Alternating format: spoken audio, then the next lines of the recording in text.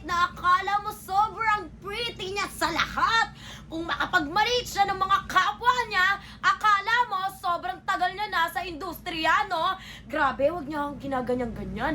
Wag niya nilalait-lait yung ate ko kahit kaaway ko yung ate ko. Baka mamaya masampig ako yung utak niya. Talaga naman, di ko makontrol yung galit ko sa kanya kasi bigla siyang dumating. Darating na nga lang siya, tas eksena pa siya. Diyos ko. Okay na eh, ang saya-saya na namin, chika-chika kami, nasa kalagitnaan na kami ng mga pagchichika namin. Biglang may dumating na bagyo. Kilala nyo na sino tinutukoy ko?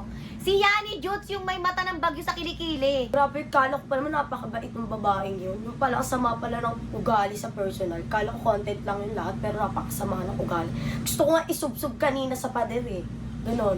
Apaka-arte talaga eh. Itim-itim parang kilikili. Hoy! Nagsalita yung mukhang stick! Hoy, bakit Ay, ano yan? Ay, ano yan? Ano ba yan? Ano yan? Ano ba yan? Sinaas mo naman yung puwet ng kaldero! Ayaw kay... Tapos nagulat ako ng... Nagulat ako ng ganyan. Baka may gawin. Tinuro-turo ko pa naman siya. Binano ko yung kilikili niya. Diyos ko, ang itim. Mas maitim pa sa kinabukasan mo. Alam mo ba, tinawag niya tayo ng feeling sikat. Eh, siya nga pasikat! Ang liit pa, no? Ganun. Ay, grabe ka naman. Hindi naman siya maliit. Ano lang. Maliit talaga Sobrang siya. liit. Ano naman? Nalinis mo na ba yung pool?